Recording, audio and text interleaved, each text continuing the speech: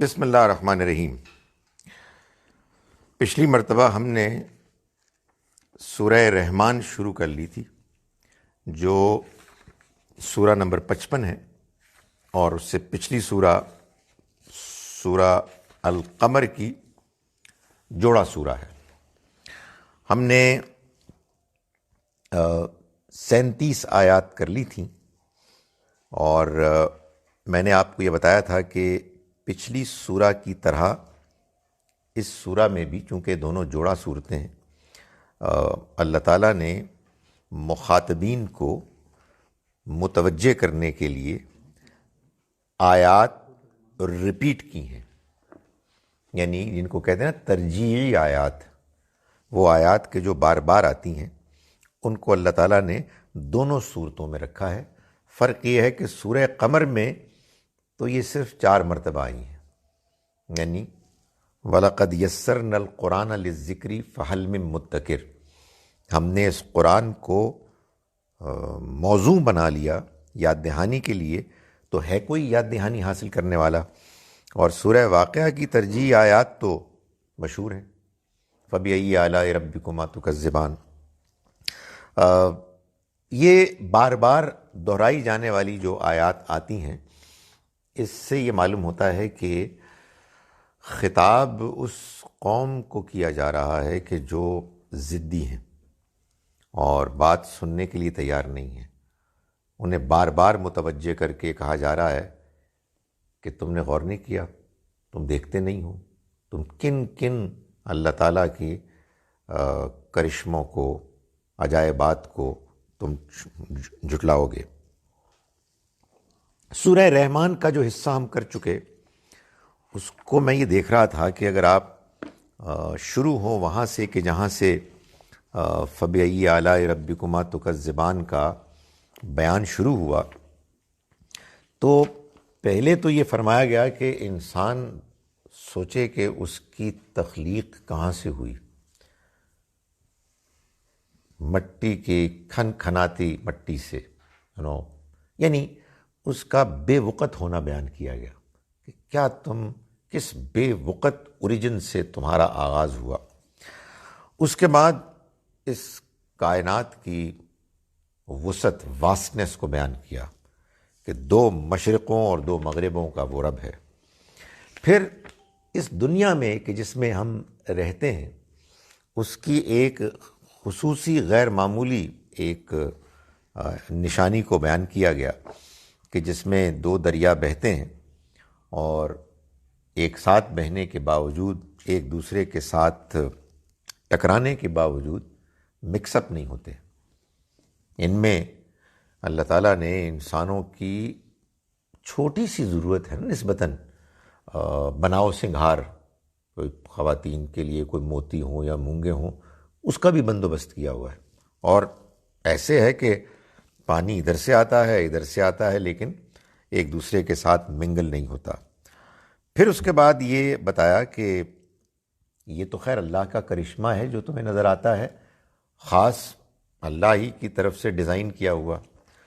بہت سے وہ کرشمے بھی ہیں کہ جو تمہارے ہاتھوں سے ہوتے ہیں لیکن اصل میں اللہ کے ہیں، جن کی مثال اس نے دی وہ جہاز وَلَهُ الْجَوَارِ الْمُنشَآتِ، جو سمندر میں پہاڑوں کی طرح اونچے اونچے ہیں۔ اس میں آپ ساری ٹیکنالوجی لے لیں، ہوائی جہاز، پانی کے جہاز، عمارات وغیرہ وغیرہ، کیونکہ جب ایک مثال بیان کر دی تو ساری بیان کر دی، یعنی یہ جو کچھ تم ایجاد کرتے ہو یہ تمہاری ایجاد نہیں ہے، تو خدا کی دین ہے، اس کی ریسورسز ہیں، اس کے بنائے ہوئے قوانین ہیں، اور پھر تمہارا ذہن یہ کہیں اور سے آیا، یہ بھی اس نے دیا ہے، تو یہ سب اسی کا ہے۔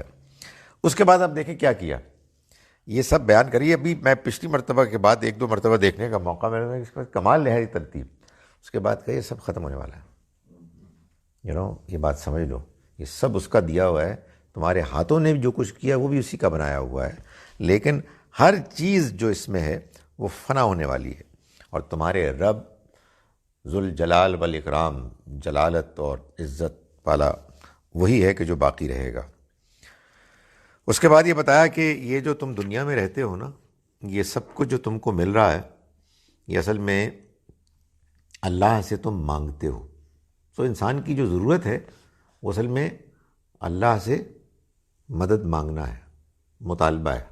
سو اللہ تعالیٰ نے یہ بات کئی جگہ بیان کی ہے کہ انسان کی حاجات در حقیقت اللہ سے سوال ہے. سو ہم جب بھوکے ہوتے ہیں یا پیاسے ہوتے ہیں تو اصل میں ہمارا وجود اللہ سے مانگ رہا ہوتا ہے.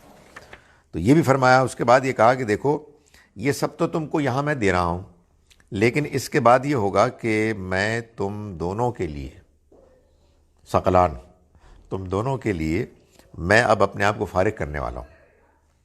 یہ والا پروجیکٹ جو ہے دنیا والا، اس میں تو تمہارے لیے میں نے بندوبست کر دیا تھا. یہ پروجیکٹ اب ختم ہونے والا ہے اور اس کے بعد میں تم دونوں کے لیے فارغ ہونے والا ہوں. ایک مقابلہ ہو رہا ہے میرا اور ہاں نہیں، میں اس کو ایسے بیان کرتا ہوں کہ جیسے میں جلسہ عام سے خطاب کر رہا ہوں. اور یہ جب بات ہو گئی کہ یہ دونوں انسانوں اور جنوں کے لیے اللہ تعالیٰ پھر اب اپنے وقت کو فارغ کرنے والا ہے، یعنی ان کے حساب کتاب کے لیے، تو اس کے بعد یہ فرمایا کہ یہ حساب کتاب تو ہو جائے گا، بھاگو کہ تم کہاں. تو فرمایا کہ انسانوں اور جنوں اگر تم چاہو تو تم آسمانوں اور زمین کی جو سرحدیں ہیں ان سے باہر نکل کے دکھاؤ، تو تم نکل نہیں سکو گے سوائے اس کی طرف سے اجازت کے. تو تم اپنے رب کی کن کن شانوں کو جھٹلاؤ گے. اور اگر تم ایسے ہی نکلنے کی کوشش کرو گے تو ہوگا یہ کہ تم پر ایک آگ کا شعلہ ہے پگھلا ہوا جو تانبے پر مشتمل ہوگا، جو تم پر چھوڑ دیا جائے گا، تو تم اپنے رب کی کن کن شانوں کو جھٹلاؤ گے. تو یہاں تک ہم پہنچ گئے تھے. اب اس کے بعد ہے آیت نمبر 37 جس سے ہم نے اپنا آج کا سبق شروع کرنا ہے. فرمایا کہ فَإِذَا انشَقَّتِ السَّمَاءُ فَكَانَتْ وَرْدَةً كَالدِّهَانِ، پھر جب آسمان پھٹ جائے گا، فَكَانَتْ وَرْدَةً تو وہ ہوگا لال، کدھان، جیسے اتری ہوئی کھال ہوتی ہے. وہ آپ کرتے ہیں نا جانور کو، جب آپ حلال کرتے ہیں اور لٹکاتے ہیں تو اس کو پھر کھال کھینچتے ہیں، وہ سرخ اس کی کھال ہوتی ہے. تو اس سے تشبیہ دی گئی ہے کہ قیامت جب آئے گی تو آسمان پھٹ جائے گا. فَإِذَا انشَقَّتِ السَّمَاءُ فَكَانَتْ وَرْدَةً تو وہ سرخ ہو جائے گا، کدھان، جیسے کھال کی سرخی ہوتی ہے. اور یہ کہا جا رہا ہے کہ تم ابھی تو نچنت ہو، بے پرواہ ہو، اس دن کیا بنے گا جب یہ ہو جائے گا. فَبِأَيِّ آلَاءِ رَبِّكُمَا تُكَذِّبَانِ تو پھر تم اے جنوں اور انسانوں اپنے رب کی کن کن شانوں کو جھٹلاؤ گے. ہے سر. فَيَوْمَئِذٍ لَا يُسْأَلُ عَنْ ذَنبِهِ إِنسٌ وَلَا جان تو اس روز نہیں پوچھا جائے گا نہ کسی انسان سے اور نہ جن سے اس کے گناہوں کے بارے میں. یعنی جب حساب کتاب کا دن آئے گا تو اس دن ایسا نہیں ہے کہ انسانوں اور جنوں سے ان کے گناہوں کے بارے میں پوچھا جائے گا. فَبِأَيِّ آلَاءِ رَبِّكُمَا تُكَذِّبَانِ تو پھر تم اپنے رب کی کن کن شانوں کو جھٹلاؤ گے اے جنوں اور انسانوں.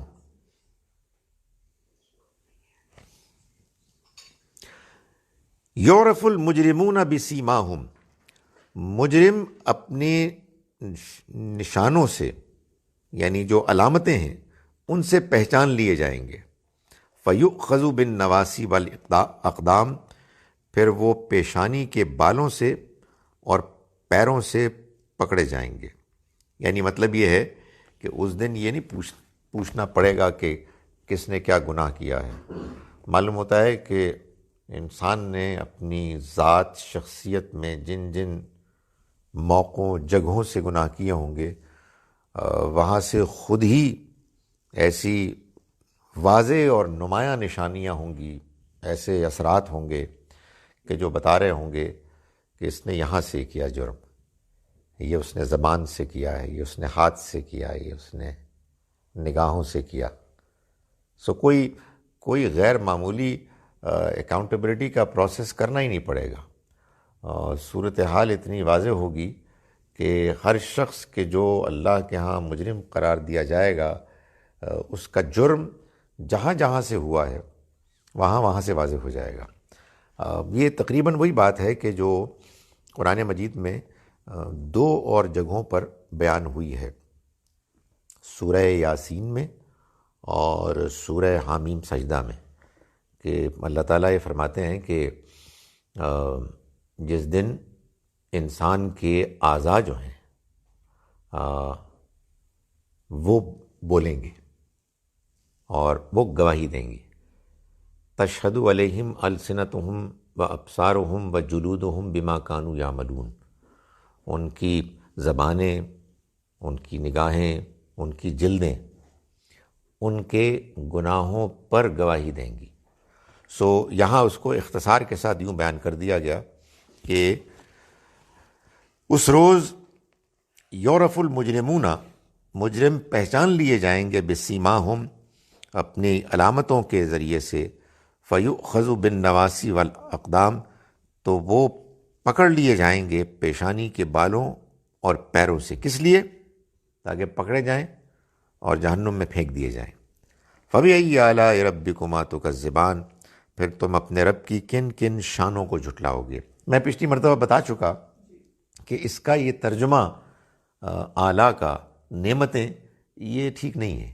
یعنی آلا کا مطلب نعمت بھی ہوتا ہے، ایلا کا، جس کی جمع آلا ہے، مگر اس کا پوری سورہ مبارکہ میں ہی ترجمہ کرنا اس لیے مناسب نہیں ہے کہ اب تو جہنم کا ذکر آ رہا ہے، تو یہ تو ٹھیک نہیں ہے.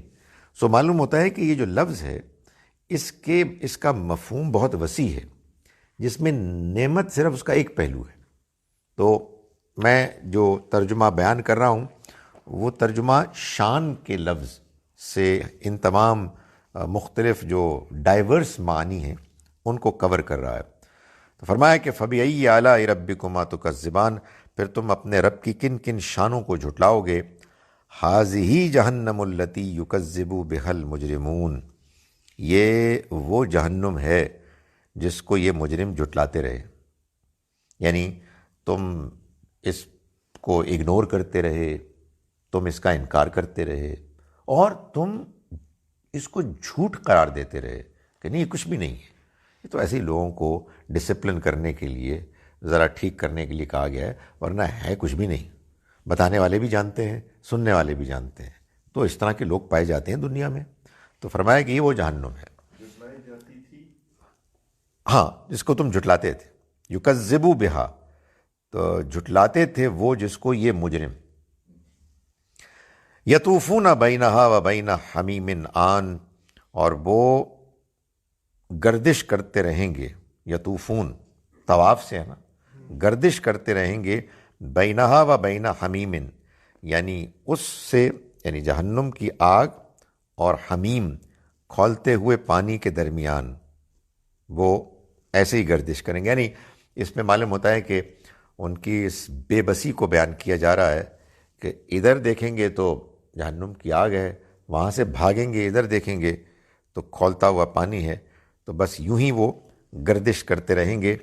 فبأي آلاء ربكما تكذبان، تو پھر تم اپنے رب کی کن کن شانوں کو اے جنوں اور انسانوں جھٹلاؤ گے. یہ جہنم کا ذکر آیا. اس کے بعد اب جنت کا ذکر ہے. قرآن مجید میں یہ بیان بہت آتا ہے کہ اگر ایک بیان آ رہا ہے تو اس کے مقابل کا بیان بھی ساتھ ہی ساتھ آ رہا ہے. اس کا فائدہ یہ ہوتا ہے کہ آپ کو وہ جو ایک ہے نا سائملٹینیس کنٹراسٹ، اس سے بات اور نکلتی ہے، کھلتی ہے، واضح ہوتی ہے. ہاں، یہ بھی ہے بات، یہ بھی صحیح ہے، ہوپ بھی پیدا ہوتی ہے. ادھر خوف پیدا ہوتا ہے کہ بھائی یہاں سے بچو اور یہاں جاؤ، تو تمہارے پاس دو میں سے کوئی ایک راستہ ہے تو اپنے راستے کا انتخاب کر لو.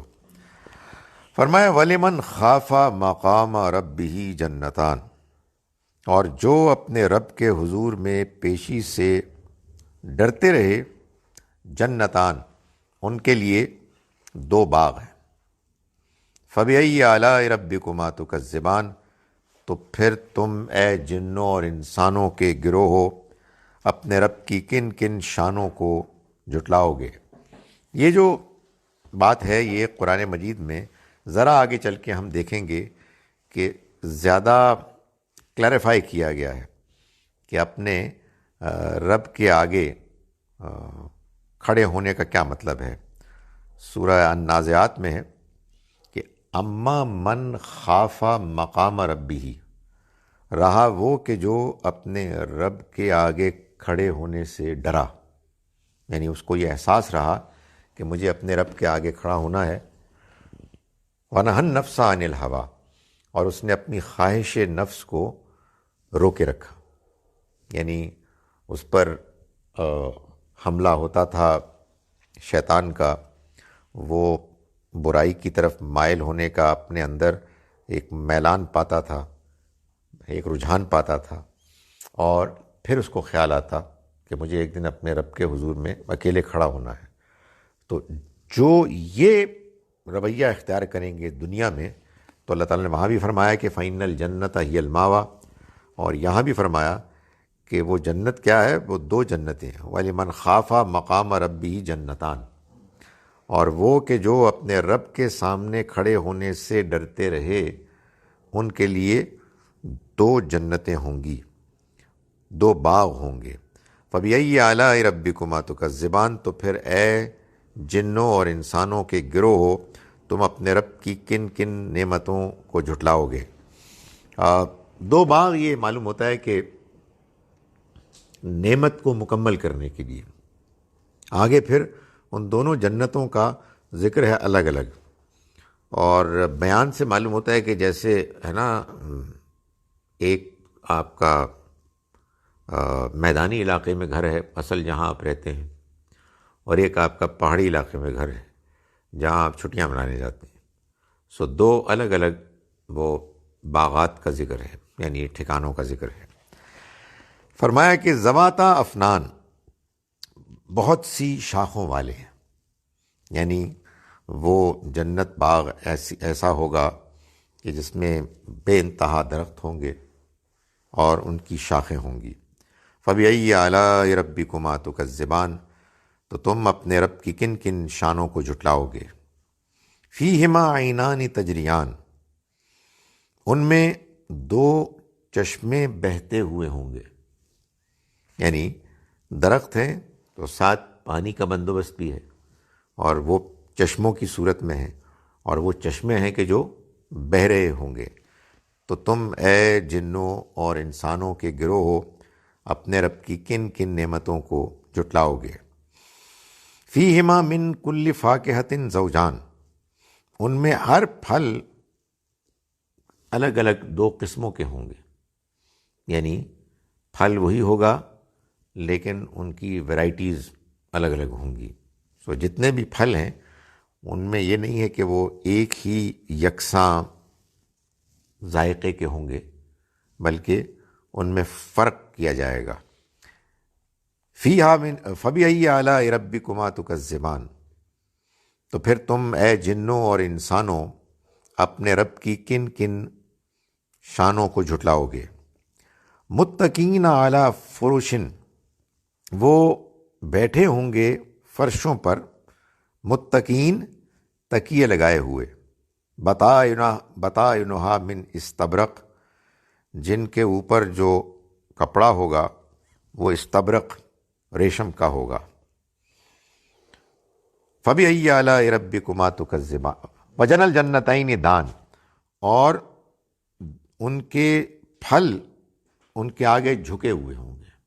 یعنی مطلب یہ ہے کہ کچھ ایسا منظر بیان کیا جا رہا ہے کہ جس میں وہ اپنے اپنے تکیے غلافوں کے ساتھ لیٹے ہوئے ہوں گے، جس طرح اطمینان کے ساتھ ایک زمانے میں ان کی تہذیب میں یہاں پرشین جو سوسائٹی تھی اور ادھر رومن سوسائٹی، اس کی جو ایلیٹ کلاس تھی مصر میں بھی، ان کو خبریں ملتی تھیں خاص طور پر جو تاجر وغیرہ جاتے تھے، یہ کیا شان ہے، کیا اسٹینڈرڈ آف لیونگ ہے ان کا.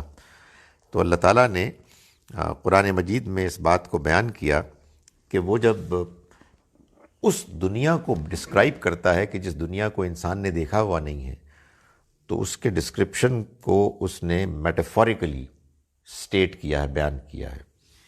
یعنی یہ متشابہات ہیں، یہ استعارے ہیں، اور ظاہر ہے کہ اس کے علاوہ اور کوئی بات بیان ہو بھی نہیں سکتی تھی.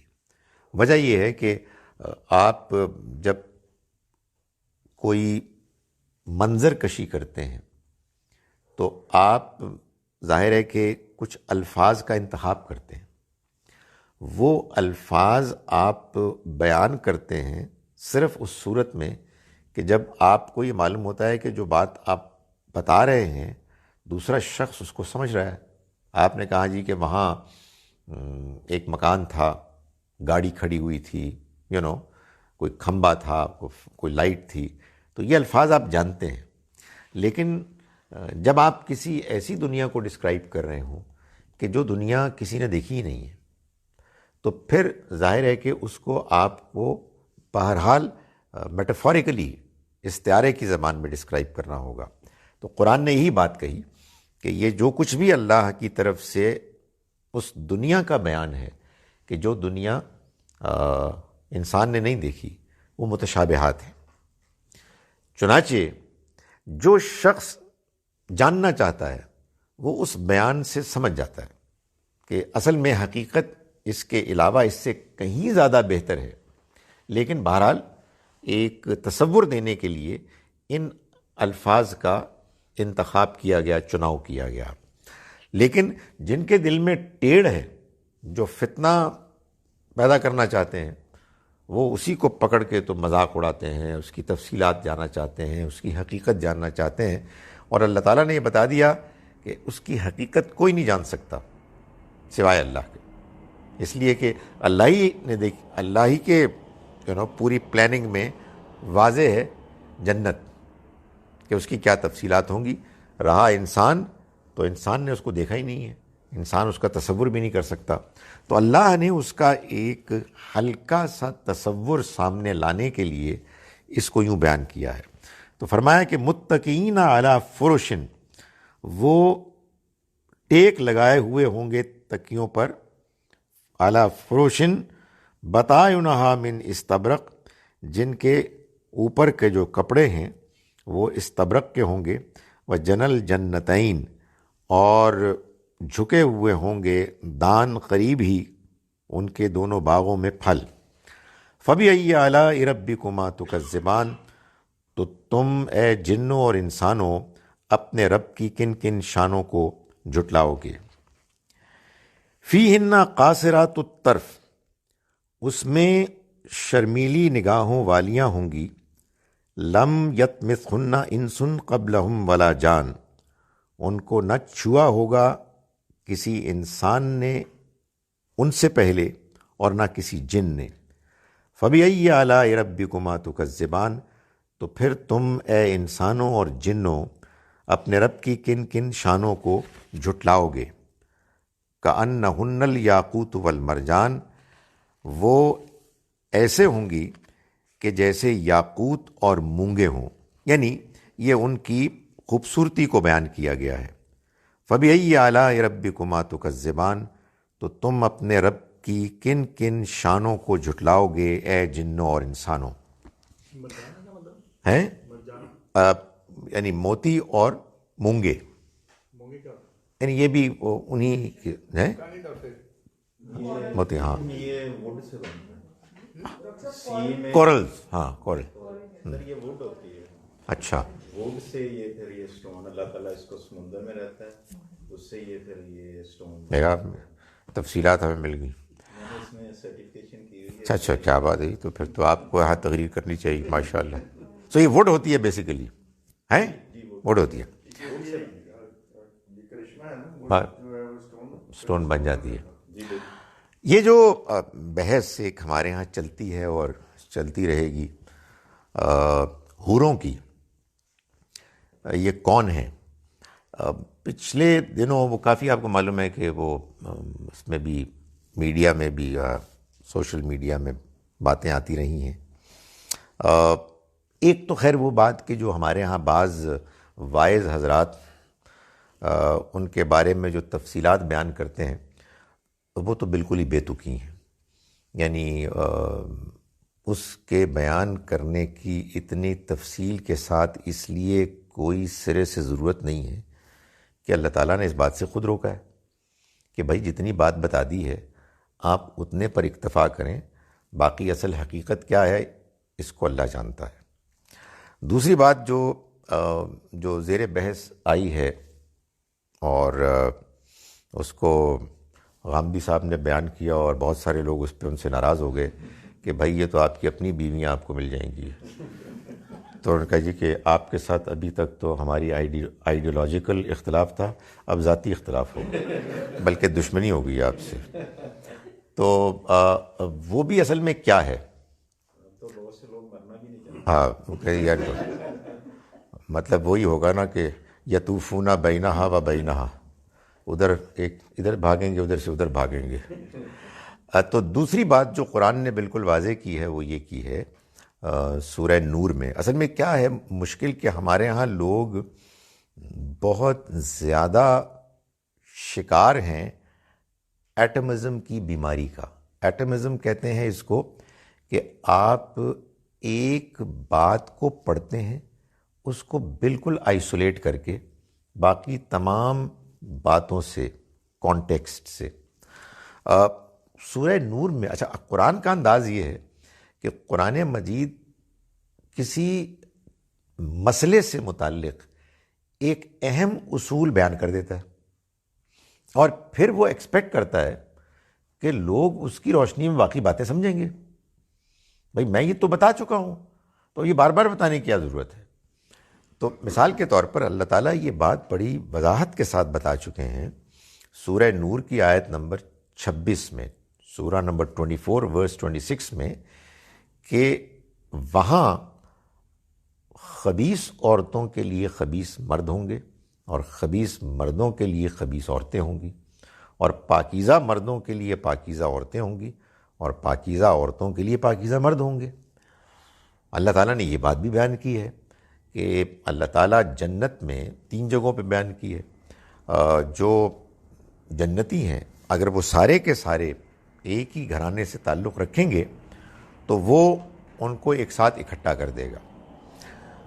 اس نے یہ بھی بیان کیا ہے کہ انا انشأناہن انشاء، ہم نے ان کو یعنی ان حوروں کو یا عورتوں کو ہم ایک نئی اٹھان سے ان کو اٹھائیں گے. ان کی آپ کہیے کہ ان کو ڈیزائن کریں گے، ان کی پرورش کریں گے، جس سے یہ معلوم ہوتا ہے کہ یہ وہی ہوں گی یعنی دنیا کی خواتین، لیکن اللہ تعالیٰ ان کو ایک نئی صورت دے گا، ایک نیا وجود دے گا اور ان کے لیے اللہ تعالیٰ بندوبست کرے گا. تو ان سب باتوں سے ہی بات معلوم ہوتی ہے کہ یہ جو ڈسکرپشن ہے ان خواتین کا، آپ کہیں جن کو حور کہتے ہیں، جو اصل میں ایک ایڈجیکٹو ہے خواتین کے لیے جب آپ بیان کرتے ہیں کسی زبان میں بھی ان کے حسن و جمال کو بیان کرنے کے لیے کچھ الفاظ ہوتے ہیں. عربی میں اس کے لیے حور ہے، یہ ان کے زبان کا ایک لفظ ہے کہ جو اس کو ڈسکرائب کرتا ہے.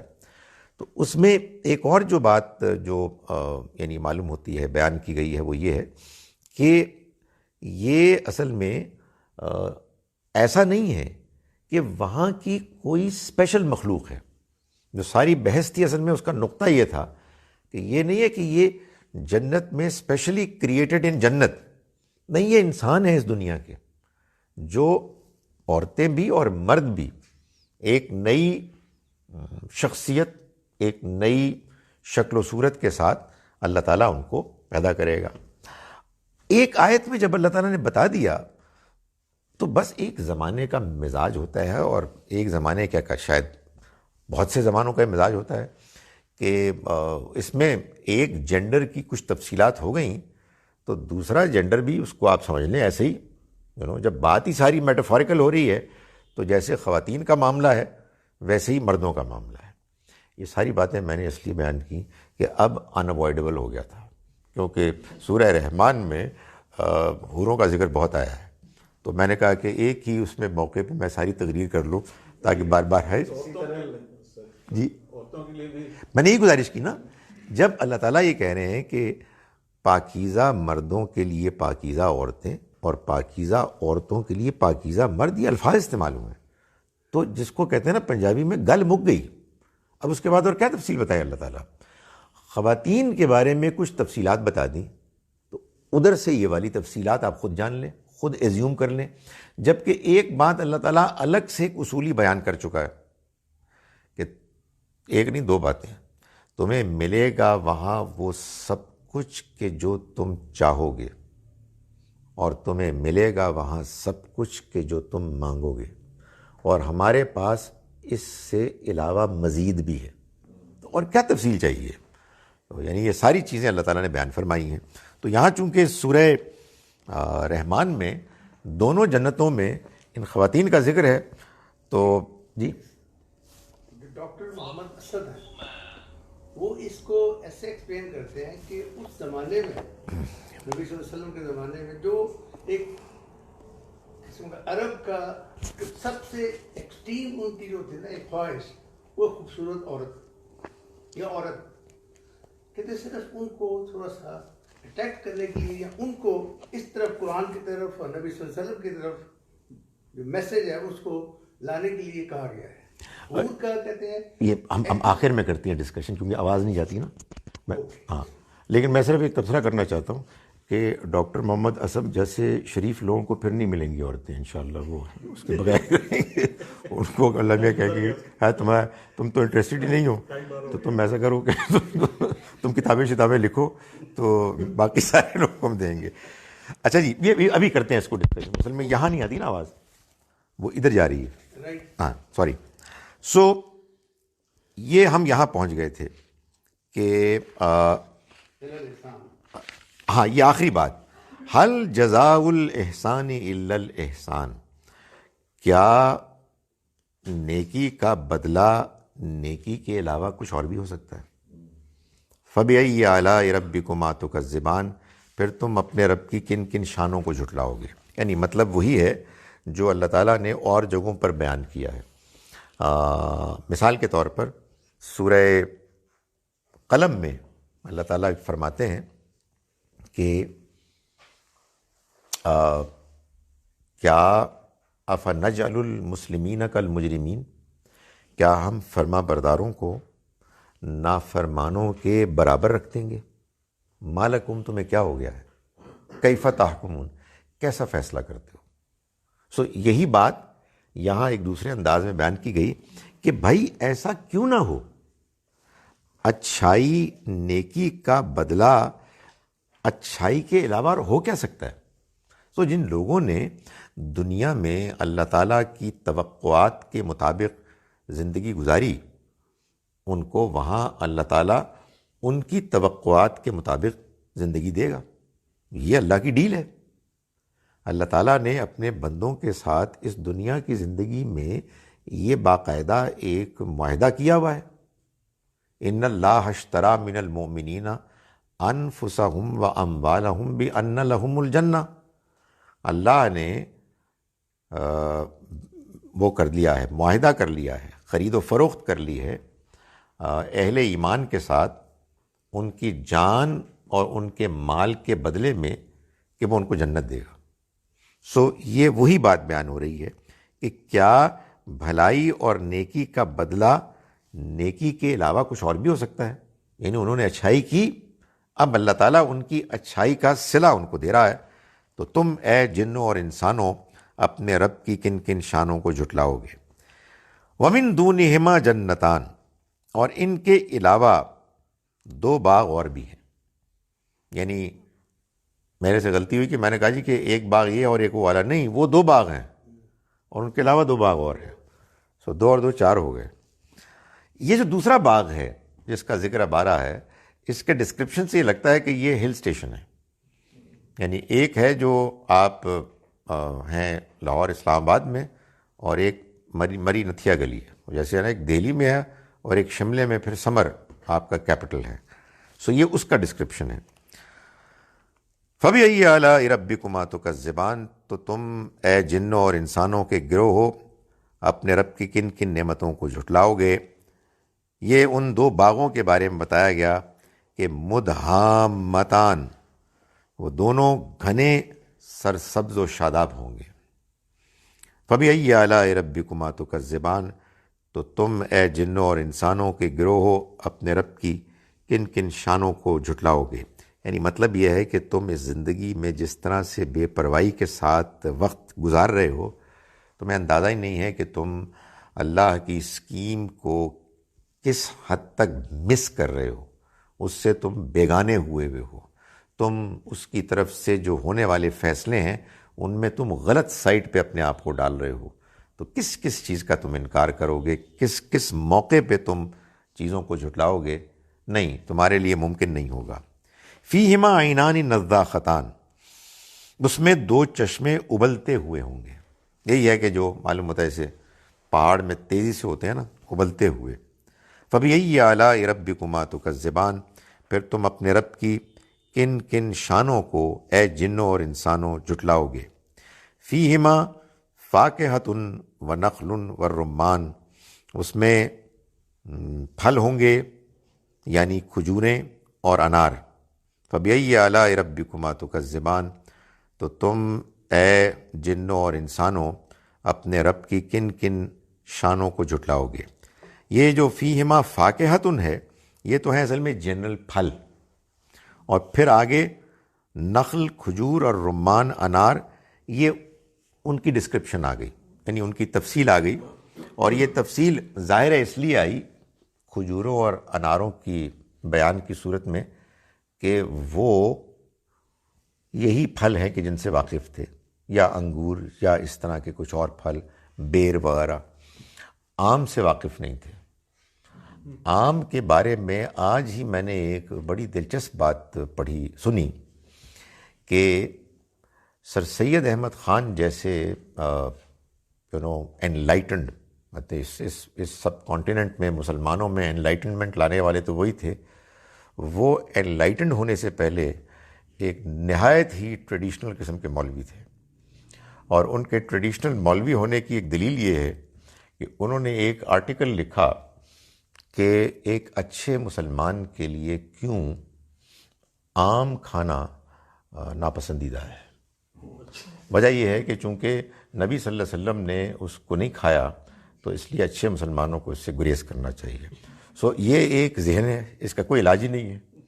تو یہ بات بتانے کی ہے لوگوں کو. اس کے بعد کمال کیا انہوں نے، یعنی وہ ایک اور بھی انہوں نے کوئی اس طرح کا کوئی آرٹیکل، وہ بات ہو رہی تھی ایک تو آم سے متعلق، اور ایک کوئی اور بات انہوں نے کی تھی جو شدید کنزرویٹو سخت قسم کی جو بات. مگر اس کے بعد ان کو ایک ایسی کایا پلٹی انہوں نے کہا نہیں یار یہ تو سب گڑبڑ ہو رہی ہے اور مسلمان تو بہت پیچھے جا رہے ہیں. تو یہ جو یہاں دونوں ہیں پھلوں کا ڈسکرپشن، یہ اصل میں ان کی رعایت سے ہے.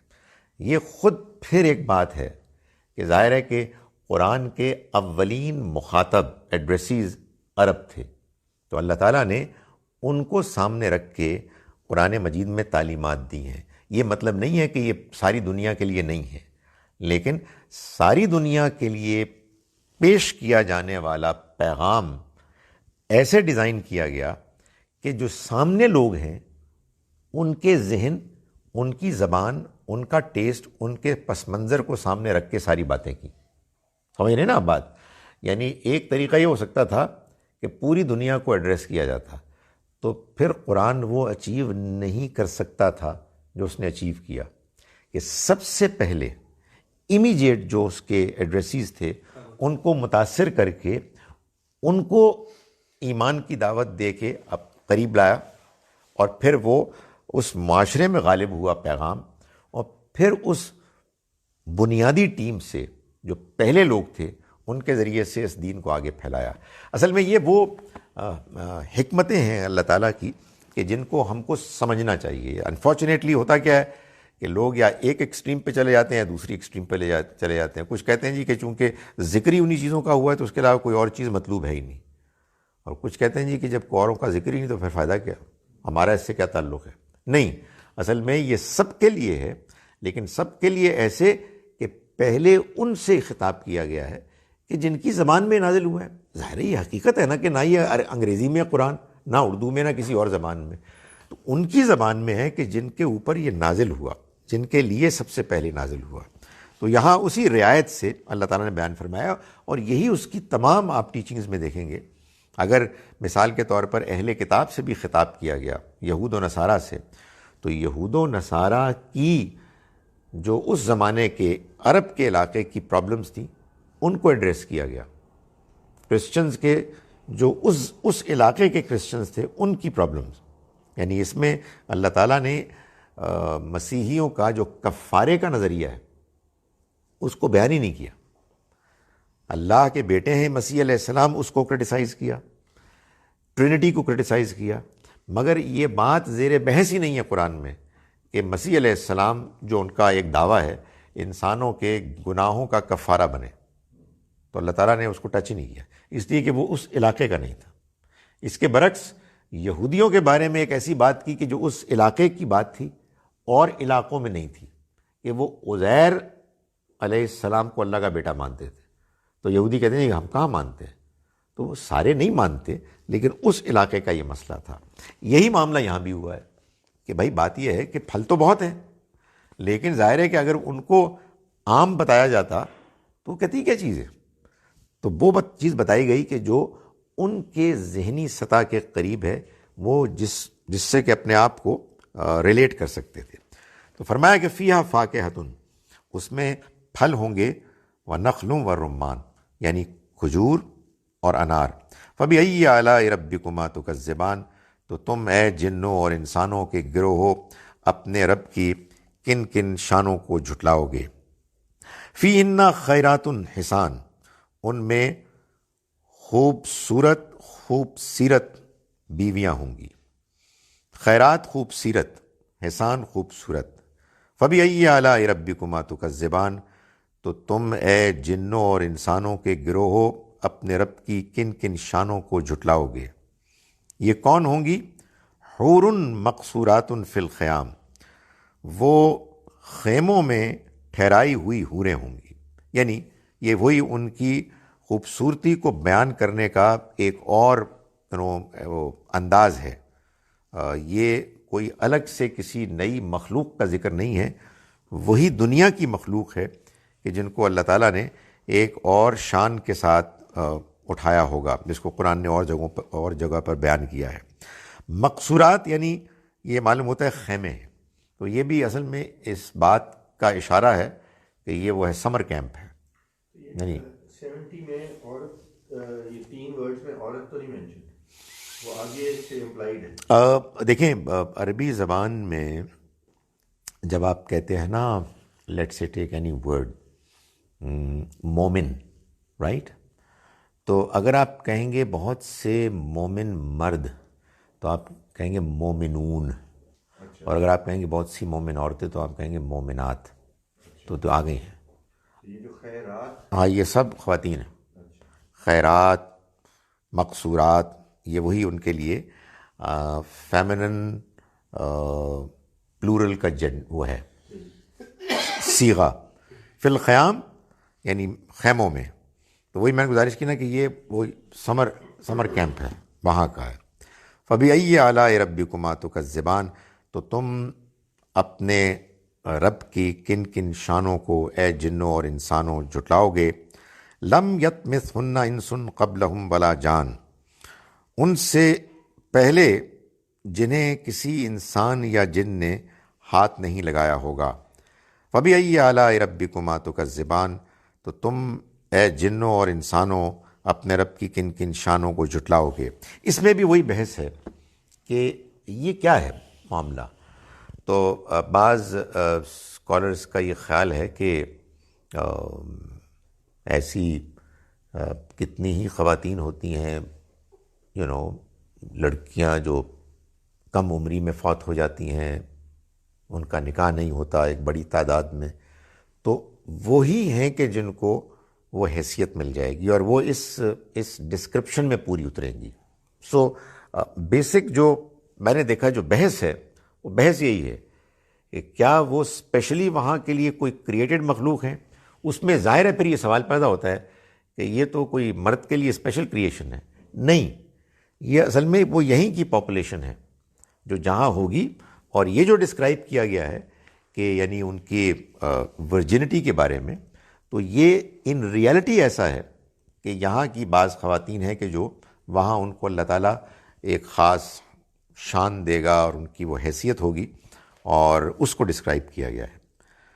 فرمایا کہ متقین علی رفرف خضر و عبقری حسان، وہ تکیے لگائے بیٹھے ہوں گے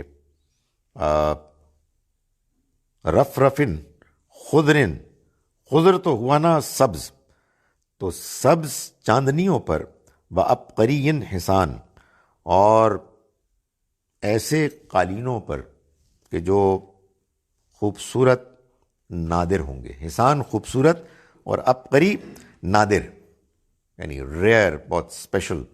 یہی وہ لفظ ہے عبقری کے جو استعمال ہوتا ہے جینیس کے لیے.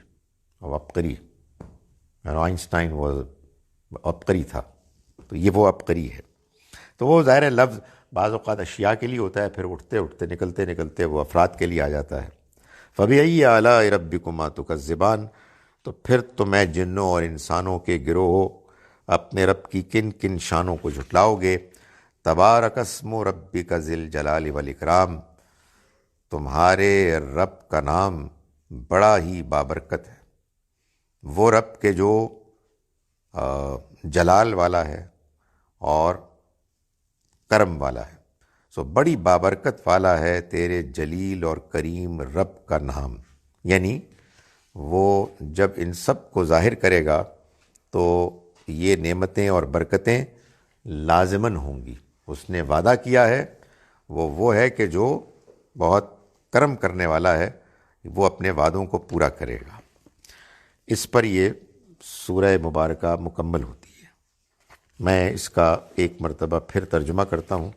جب کوئی سورت ہم پڑھ لیتے ہیں تو ایک مانوس سا آدمی ہو جاتا ہے اس کے الفاظ سے بھی. بہت سے مسلمانوں نے بعض صورتوں کو اسپیشلی یاد کیا ہوا ہے، سورہ رحمان بھی ان میں سے ہے. سو ہم بھی اس کو یاد کر سکتے ہیں اگر ٹائم نکالیں اور اس کو ریپیٹ کریں. ہم نے آج شروع کیا آیت نمبر 37 سے 37 سے. بسم اللہ الرحمن الرحیم. فَإِذَا انشَقَّتِ السَّمَاءُ، تو پھر جب آسمان پھٹ جائے گا. فَكَانَتْ وَرْدَةً، تو وہ سرخ ہو جائے گا. کَالدِّہَان، اتری ہوئی کھال کی طرح. وَبِأَيِّ آلَاءِ رَبِّكُمَا تُكَذِّبَانِ، تو پھر اے جنوں اور انسانوں کے گروہ تم اپنے رب کی کن کن شانوں کو جھٹلاؤ گے. فَيَوْمَئِذٍ، تو اس روز لَا يُسْأَلُ عَنْ ذَنبِهِ إِنسٌ وَلَا جان، نہیں پوچھا جائے گا ان کے گناہوں کے بارے میں نہ کسی انسان سے اور نہ کسی جن سے. فَبِأَيِّ آلَاءِ رَبِّكُمَا تُكَذِّبَانِ، تو پھر تم اے جنوں اور انسانوں اپنے رب کی کن کن شانوں کو جھٹلاؤ گے. یعرف المجرمون، پہچان لیے جائیں گے مجرم. بسیماہم، اپنے نشانوں کے ذریعے سے، اپنی علامتوں کے ذریعے سے. فیؤخذ بالنواصی والاقدام، تو پھر وہ اپنی سر کی چوٹیوں اور پیروں سے پکڑے جائیں گے، پیشانی کے بالوں اور پیروں سے پکڑے جائیں گے. فَبِأَيِّ آلَاءِ رَبِّكُمَا تُكَذِّبَانِ، تو پھر تم اپنے رب کی کن کن شانوں کو جھٹلاؤ گے. یعنی پکڑے جائیں گے سے مراد یہ کہ پکڑ کے پھینک دیے جائیں گے. هَذِهِ جَهَنَّمُ الَّتِي يُكَذِّبُ بِهَا الْمُجْرِمُونَ، یہ ہے وہ جہنم جس کو یہ مجرم جھٹلاتے تھے. یہ وہی جہنم ہے. یطوفون بینہا و بین حمیم آن، وہ گردش کر رہے ہوں گے اس کے اور کھولتے پانی کے درمیان. فَبِأَيِّ آلَاءِ رَبِّكُمَا تُكَذِّبَانِ، تو پھر تم اے جنوں اور انسانوں کے گروہوں اپنے رب کی کن کن شانوں کو جھٹلاؤ گے. وَلِمَنْ خَافَ مَقَامَ رَبِّهِ جَنَّتَان، اور وہ کہ جو اپنے رب کے سامنے کھڑے ہونے سے ڈرتے رہے، یعنی حساب کتاب کے لیے، پیشی کے لیے کھڑے ہونے سے ڈرتے رہے، ان کے لیے 2 باغات ہوں گے۔ فَبِأَيِّ آلَاءِ رَبِّكُمَا تُكَذِّبَانِ، تو اے جنوں اور انسانوں کے گروہ، تم اپنے رب کی کن کن شانوں کو جھٹلاؤ گے؟ ذواتا افنان، بہت سی شاخوں والے۔ فَبِأَيِّ آلَاءِ رَبِّكُمَا تُكَذِّبَانِ، تو پھر تم اے ان جنوں اور انسانوں کے گروہ اپنے رب کی کن کن شانوں کو جھٹلاؤ گے؟ فیہما عینان تجریان، اس میں 2 چشمے ہوں گے بہتے ہوئے۔ فَبِأَيِّ آلَاءِ رَبِّكُمَا تُكَذِّبَانِ، پھر تم اپنے رب کی کن کن شانوں کو جھٹلاؤ گے؟ فیہما من کل فاکہۃ زوجان، ان میں ہر پھل کے 2 قسمیں ہوں گی۔ فَبِأَيِّ آلَاءِ رَبِّكُمَا تُكَذِّبَانِ، تو پھر تم اپنے رب کے کن کن شانوں کو اے جنوں اور انسانوں کو جھٹلاؤ گے؟ متکئین علی فرش، وہ بیٹھے ہوں گے فرشوں پر، بطائنہا من استبرق، جن کے تکیے استبرق کے ہوں گے، ان کے اوپر کپڑے۔ وجن الجنتین دان، اور ان کے پھل باغوں کے ان کے آگے جھکے ہوئے ہوں گے۔ فَبِأَيِّ آلَاءِ رَبِّكُمَا تُكَذِّبَانِ، تو پھر تم اے جنوں اور انسانوں کے گروہ اپنے رب کی کن کن نعمتوں کو جھٹلاؤ گے؟ فیہن قاصرات الطرف، ان میں ہوں گی شرمیلی نگاہوں والیاں۔ لم یطمثہن انس قبلہم ولا جان، نہ چھوا ہوگا ان کو کسی انسان نے ان سے پہلے، اور نہ ہی کسی جن نے۔ فَبِأَيِّ آلَاءِ رَبِّكُمَا تُكَذِّبَانِ، تو پھر تم اے جنوں اور انسانوں کے گروہ اپنے رب کی کن کن شانوں کو جھٹلاؤ گے؟ کأنہن الیاقوت والمرجان، وہ ایسی خوبصورت جیسے یاقوت اور مونگے ہوں گے۔ فَبِأَيِّ آلَاءِ رَبِّكُمَا تُكَذِّبَانِ، تو پھر تم اے جنوں اور انسانوں کے گروہ اپنے رب کی کن کن شانوں کو جھٹلاؤ گے؟ هل جزاء الاحسان الا الاحسان، نیکی کا بدلہ نیکی کے علاوہ اور کیا ہو سکتا ہے؟ فَبِأَيِّ آلَاءِ رَبِّكُمَا تُكَذِّبَانِ، تو پھر اے جنوں اور انسانوں کے گروہ تم اپنے رب کی کن کن شانوں کو جھٹلاؤ گے؟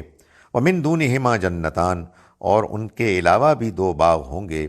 فَبِأَيِّ آلَاءِ رَبِّكُمَا تُكَذِّبَانِ، تو پھر اے جنوں اور انسانوں کے گروہ تم اپنے رب کی کن کن شانوں کو جھٹلاؤ گے؟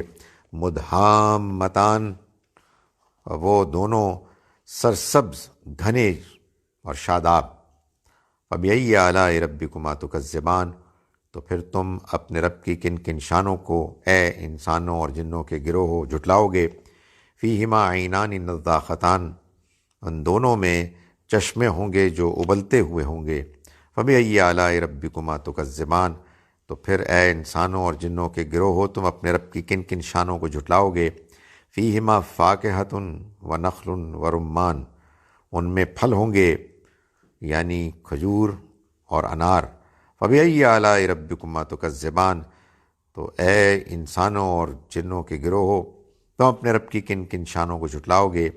فیہن خیرات حسان، ان میں خوبصورت بیویاں ہوں گی۔ فَبِأَيِّ آلَاءِ رَبِّكُمَا تُكَذِّبَانِ، تو پھر تم اپنے رب کی کن کن شانوں کو جھٹلاؤ گے اے انسانوں اور جنوں؟ حور مقصورات فی الخیام، یہ حوریں ہوں گی۔ فَبِأَيِّ آلَاءِ رَبِّكُمَا تُكَذِّبَانِ، تو پھر اے انسانوں اور جنوں کے گروہ تو اپنے رب کی کن کن شانوں کو جھٹلاؤ گے؟ لم یطمثہن انس قبلہم ولا جان، ان کو نہیں چھوا ہوگا اس سے پہلے نہ کسی انسان نے نہ کسی جن نے۔ فَبِأَيِّ آلَاءِ رَبِّكُمَا تُكَذِّبَانِ، تو پھر تم اے انسانوں اور جنوں کے گروہ اپنے رب کی کن کن شانوں کو جھٹلاؤ گے؟ متکئین علی رفرف خضر وعبقری حسان، وہ تکیے لگائے بیٹھے ہوں گے سبز چاندنیوں پر اور خوبصورت اور نادر قالینوں پر۔ فَبِأَيِّ آلَاءِ رَبِّكُمَا تُكَذِّبَانِ، تو تم اے انسانوں اور جنوں کے گروہ اپنے رب کی کن کن شانوں کو جھٹلاؤ گے؟ تبارک اسم ربک ذی الجلال والاکرام، وہ بڑی ہی برکت والا ہے تمہارا وہ پروردگار جس کا نام جو جلیل ہے اور کریم ہے، اور اس کا نام بہت برکت والا ہے۔ اقول قولی ھذا واستغفر اللہ لی ولکم۔ جناب یہ لیں گے تو سوال ہوگا، ورنہ سوال کینسل ہو جائے گا۔ This is a deterrent actually. یہ آج جو ہم نے آیت 39 پڑھی ہے، اس کا جو ترجمہ میرے پاس ہے اس میں کہ اس روز نہ تو کسی انسان سے اس کے گناہوں کے بارے میں پرسش کی جائے گی اور نہ کسی جن سے۔ تو مطلب اس دن قیامت کے دن تو پرسش تو ہونی ہے نا، تو پھر یہ کیا لکھا ہوا ہے کہ وہ نہیں کی جائے گی؟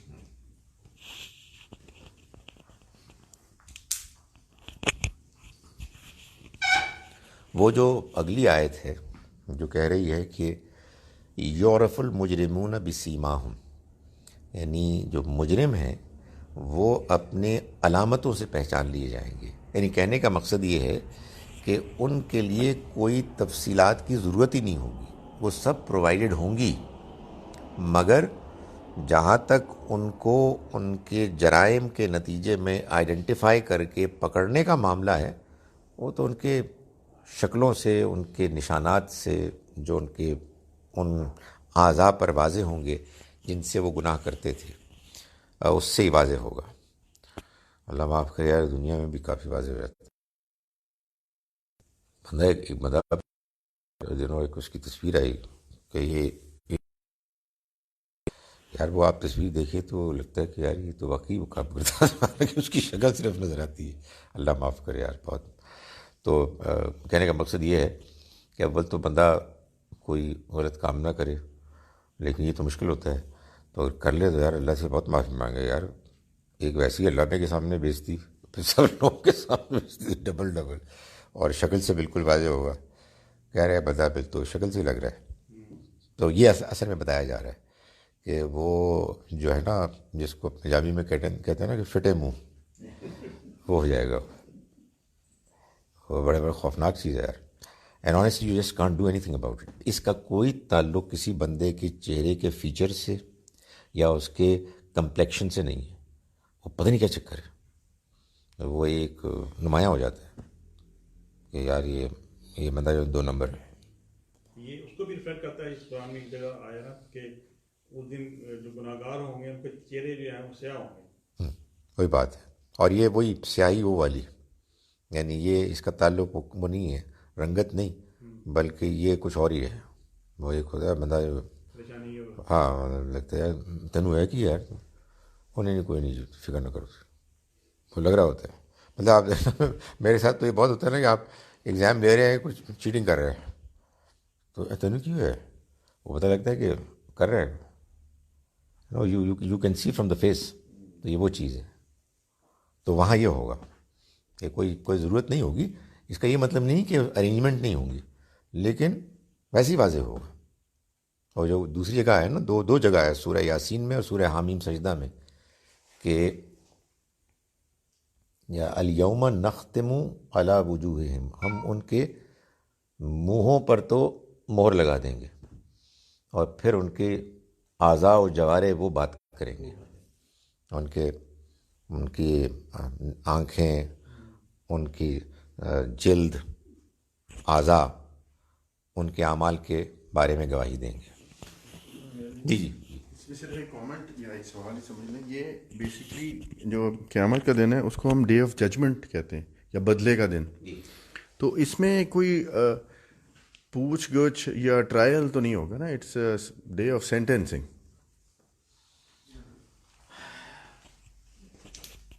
دیکھیں قرآن مجید کے بعض ڈسکرپشن سے یہ بھی معلوم ہوتا ہے کہ حساب کتاب ہوگا۔ مثال کے طور پر اللہ تعالیٰ یہ فرماتے ہیں سورہ اعراف میں، وَلَنَسْأَلَنَّ الَّذِينَ أُرْسِلَ إِلَيْهِمْ، ہم لازماً پوچھیں گے ان لوگوں سے بھی کہ جو بھیجے گئے ان کی طرف، جن کی طرف وہ بھیجے گئے، وَلَنَسْأَلَنَّ الْمُرْسَلِينَ، اور ہم لازماً رسولوں سے بھی پوچھیں گے. اسی طرح سے اللہ تعالیٰ نے اس کی جو مثال ایگزامپل میں دی وہ تو تفصیل سے دی کہ اللہ تعالیٰ عیسیٰ علیہ السلام سے پوچھیں گے کہ یہ تم نے ان کو کہا تھا کہ تم اور تمہاری والدہ میرے علاوہ معبود ہیں؟ تو کہیں گے کہ اے خدایا، جب تک تو میں ان کے درمیان تھا میں نے ان کو وہی بتایا جو تو نے مجھ سے کہا تھا، اور جب تو نے مجھے اپنے پاس بلا لیا، وفات دے دی، اس کے بعد تو ہی ان پر نگران تھا. تو یہ بھی ہوگا، وہ حساب کتاب بھی ہوگا. لیکن یہ بات اس سے ٹکرا نہیں رہی، یہ بات تو یہ بتا رہی کہ کوئی ضرورت ہی نہیں پیش آئے گی، یعنی وہ تو پہلے کلیئر ہوگا. مگر وہ جو ہے نا اصول جو ایک بیان ہوتا ہے کہ justice should not only be done but should appear to have been done, تو وہ ساری تفصیلات، سارا ٹرائل ہوگا جس میں پھر ایک ایک چیز ہے کہ جس کی تحقیق تفتیش ہوگی، اور اس میں گواہ بھی ہیں کہ جو پیش کیے جائیں گے. اعمال نامے کی بات ہوئی ہے، بالکل دائیں ہاتھ میں ہوگا، بائیں ہاتھ میں ہوگا. Is it a must that jinn are also present here, I mean on earth with us? They may be living somewhere else in this galaxy as we don't know how many like us may be existing somewhere. دیکھیں جنہوں نے سوال کیا، میری اور ان کی ایک deal ہوئی ہے، اور وہ یہ ہے کہ ہم ایک دن طے کریں گے جس دن پھر وہ میں کسی سے ریکویسٹ کروں گا کہ یار جن کے ذریعے سے ان کو زیادہ تکلیف نہ ہو، کہ تھوڑی سی منجی ہلا دیں. وی ول ڈیسائڈ اے ٹائم، کیونکہ فار انڈرسٹینڈیبل ریزنس ہمارے یہاں بہت سے لوگ یہ سمجھتے ہیں کہ ایک تو خیر ایک بڑی زبردست ہمارے ایسے بھی مفکر گزرے ہیں جیسے مثلاً غلام احمد پرویز صاحب وغیرہ. وہ تو یہ فرماتے تھے کہ یہ اصل میں غصے والے اجڑ گنوار قسم کے لوگ ہیں انسان. مشکل ہوتا ہے نا آپ مانیں کہ یار ایک اور بھی مخلوق ہے جو نظر نہیں آ رہی، تو وہ کدھر ہے یار؟ ایسے لگتا ہے کہ وہ لوگوں کے نفسیاتی مسئلے ہوتے ہیں اور کہتے ہیں سانو جن چمبڑ گیا ہے. تو کوئی جن نہیں چمبڑا ہوتا، نفسیاتی مسائل ہوتے ہیں. تو قرآن مجید سے ایسا لگتا ہے جی کہ وہ جن موجود ہیں، وہ جن یہیں پر موجود ہیں. اور بھلا آپ مجھے یہ بتائیے کہ اگر قرآن یہ کہہ رہا ہے کہ یوسوسو فی صدور الناس، تو گلیکسی کسی اور کنارے سے وہ موبائل پہ تو نہیں کر رہا ہوگا، وہ ظاہر ہے ہمارے اندر ہی کر رہا ہے. اور وہ کون ہے؟ من الجنت والناس، یا وہ جن ہے یا انسان ہے. تو یہی بات سمجھ میں آتی ہے کہ وہ ایک غیر مرئی انویزیبل مخلوق ہے جو ہماری ہی طرح ہے، بلکہ ہم سے پہلے اس دنیا میں آئے ہیں. اس کو بھی قرآن بیان کرتا ہے. مگر اس میں کوئی پریشانی کی چیز نہیں ہے. وہ اپنی زندگی گزار رہے ہیں، آپ اپنی زندگی گزار رہے ہیں. اگر آپ نے خواہ ان کے ساتھ ریلیشن شپ قائم کرنے کی کوشش نہیں کی تو وہ آپ کو ڈسٹرب نہیں کریں گے. زیادہ غالب امکان یہی ہے. کبھی کبھار ایسا لگتا ہے کہ بعض لوگ ڈسٹربڈ ہوتے ہیں، اور وہ بالکل واضح بات ہوتی ہے. کئی لوگ ہیں سیانے، سمجھدار، reasonable, rational, doing well in life, اور وہ بتا رہے ہوتے ہیں کہ ان کے گھر میں ایسی ڈسٹربنسز اور آوازیں آتی ہیں. اللہ کا شکر کرے آپ کے ساتھ نہیں ہے. Let's not invite trouble. تو لیکن یہ ہے، ایک حقیقت ہے، اور اس حقیقت کو مان لینا چاہیے. نہیں، فرشتے الگ ہیں، جن الگ ہیں. 3 طرح کی مخلوق جن کو ہم جانتے ہیں. وہ آپ کو اصل میں یہ کنفیوژن فرشتوں کے ساتھ اس لیے ہوئی کہ اللہ تعالیٰ یہ فرماتے ہیں کہ جب ہم نے فرشتوں کو کہا کہ آدم کے آگے جھک جاؤ تو سب جھک گئے سوائے ابلیس کے. لیکن وہی میں بھی بات کر رہا تھا کہ اگر قرآن کو دوسرے قرآن کے مقامات کی روشنی میں اگر آپ سمجھیں تو ایک جگہ اللہ نے واضح کر دیا، اور یہ مثال ہے اس کی اچھی، میرے ذہن میں مثال نہیں آ رہی تھی. ایک جگہ واضح کر دیا کہ وہ ابلیس کانا من الجن، وہ جنوں میں سے تھا. ہاں، 7 جگہ قصہ آدم و ابلیس آیا، ایک جگہ بتا دیا کہ وہ ابلیس تھا، تو بس کافی ہو گیا. باقی جگہوں پر آپ خود سمجھ جائیں کہ جب اللہ نے حکم دیا کہ فرشتے آدم کے آگے جھکیں تو ان میں فرشتے بھی تھے اور جنات بھی تھے. تو ہر جگہ اللہ تعالیٰ بیان نہیں فرماتے. یوں ہے. اچھا جناب، ان جنت women would be living in their true paradise or heaven too.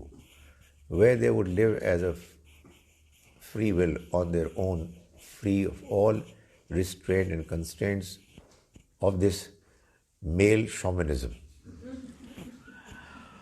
دیکھیں گزارش یہ ہے کہ یہ جو دنیا کی زندگی ہے نا، یہ تو ہے ایک آزمائش.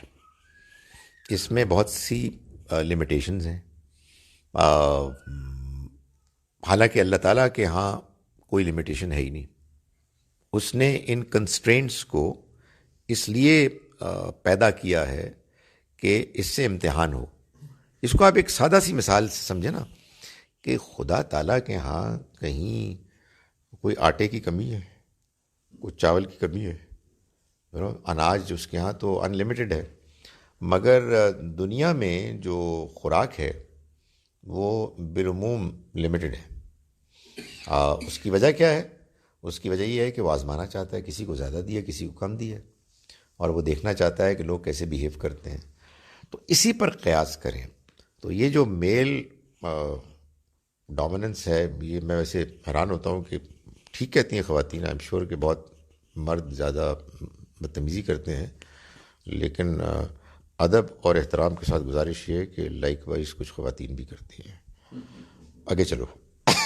سو میرا مطلب ہے کہ ڈپینڈ کرتا ہے کہ کون کس کے ساتھ کر رہا ہے. میں تو اس طرح کے بیہیویئر دیکھتا رہتا ہوں آنیسٹلی، اور ان سے ڈیل کرتا ہوں. میں مطلب کہ بتانا پڑتا ہے بی بی جی ذرا آپ پلیز، یعنی یہ تمہارا شوہر ہے، یہ تمہارا چھوٹا نہیں ہے. So it all depends. اس وجہ سے وہاں ظاہر ہے کہ جب اللہ تعالیٰ یہ کہہ رہے ہیں، دیکھیں وہاں جب اللہ تعالیٰ یہ کہہ رہے ہیں کہ تم کو ملے گا وہاں وہ سب کچھ، وَلَكُمْ فِيهَا مَا تَشْتَهِي أَنفُسُكُمْ، جو تمہارا جی چاہے گا، وَلَكُمْ فِيهَا مَا تَدَّعُونَ، اور تمہیں وہاں وہ سب کچھ ملے گا جو تم مانگو گے. وَلَدَيْنَا مزید، اور ہمارے پاس مزید بھی ہوگا. تمہارے لیے وہاں لا خوف علیہم، نہ کوئی مستقبل کا خوف ہوگا، ولا ہم یحزنون، اور نہ ماضی کا پچھتاوا ہوگا. وہاں اللہ تعالیٰ فرما رہے ہیں کہ وہاں لوگ جب جائیں گے تو رضی اللہ عنہم، اللہ ان سے راضی ہو جائے گا، ورضوا عنہ، اور وہ اس سے راضی ہو جائیں گے. تو اگر وہاں بھی شوہر اور بیوی کے درمیان جگجگی رہے گی، کھینچی رہے گی، تو فائدہ کیا ہے؟ تو پتہ کیا ہے کہ وہ بہتر نہیں تھا پہلا والا. آپ دیکھیں ہم ماضی میں جب ہم جی رہے تھے پتہ نہیں کیا کیا کھچ تھی. آج ہم اس کو تقریباً جنت کی طرح سوچتے ہیں. کیا یار وقت تھا یار، کیا مزے تھے. حالانکہ سانو پتہ ہے کہ مزے سن. تو وہ ظاہر ہے کہ وہاں اللہ تعالیٰ نے یہ وعدہ کیا ہے کہ ہر طرح کی راحت، آرام، چین، خوشی، وہ سب کچھ ہوگا. تو اس لیے یہ جو ہوتی ہے نا اس طرح کی باتیں کہ جی وہاں یہ اس طرح کے ریلیشنز ہوں گے، وہ بھی جی. سر جب انسان کی ڈیتھ ہوتی ہے تو اس میں سے روح نکل کے تو چلی گئی عالم برزخ میں، اور اس کو ہم نے دفنا دیا. تو جب سر ڈے آف ججمنٹ آئے گا، جب ان کو اٹھایا جائے گا دوبارہ، تو وہ آیا سارے اس قبر میں سے جتنے جہاں جہاں وہیں سے اٹھیں گے، اور سارے مسلمان اور باقی بھی لوگ جو کرسچن ہیں، یہود، سارے اکٹھے اٹھائے جائیں گے. اور جو روح رکھی گئی تھی سر، وہ اس کو کہیں فریز کیا گیا کہ دوبارہ ان میں ڈالی جائے گی، یا اس کو اجازت ہے کہ وہ کہیں عالم برزخ میں گھوم سکتی ہے یا کہیں بھی جا سکتی ہے، یا ان کے لیے اسی وقت ان کو جنت یا دوزخ دے دی گئی ہے کہ وہ اس میں جا سکتی ہیں؟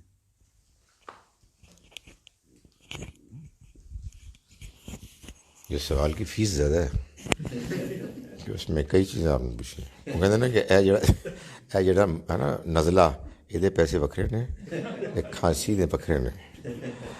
دیکھیں جی گزارش یہ ہے کہ ایک تو جو پہلی بات ہے نا، قبر سے تو ایسا ہی لگتا ہے. قرآن سے بھی کچھ اشارات ملتے ہیں اور حدیثوں سے بھی ملتے ہیں کہ جہاں جہاں ہوں گے وہیں سے نکلیں گے. سو ایک ہی قبر میں اگر زمانے کے گزرنے کے نتیجے میں 10 بندے دفن تھے تو 10 کے 10 ہی نکلیں گے.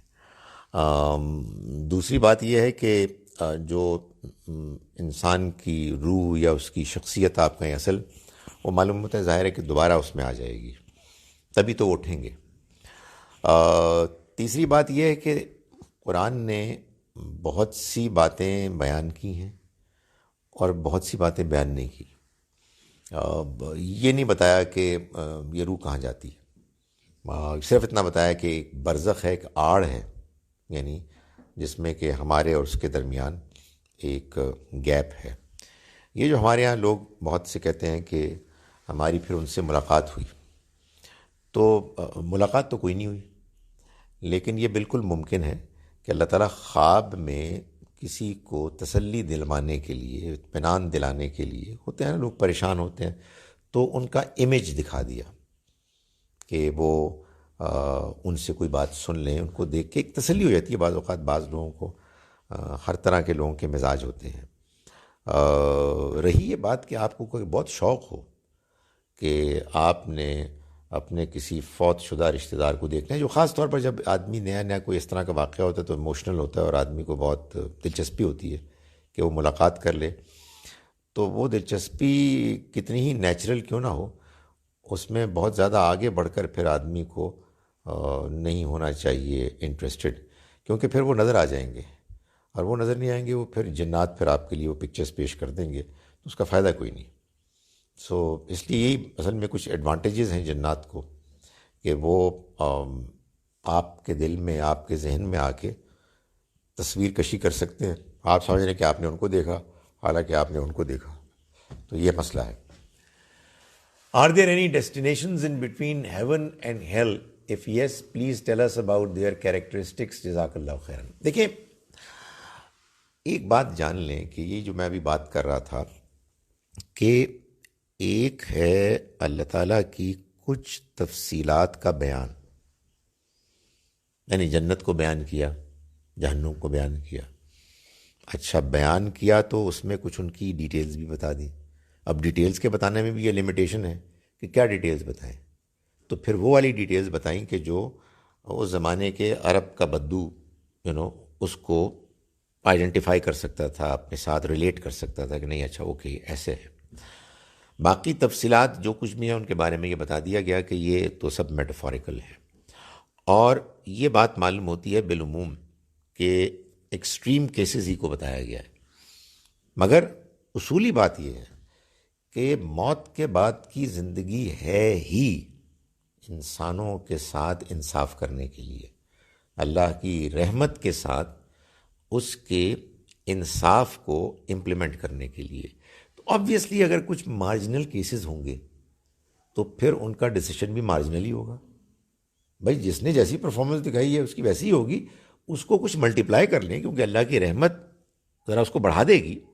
مگر جتنے میں تو اس پر کنونسڈ ہوں، یعنی ٹاکنگ اباؤٹ جنت اونلی، اتنی جنتیں ہوں گی جتنے جنتی انسان ہیں.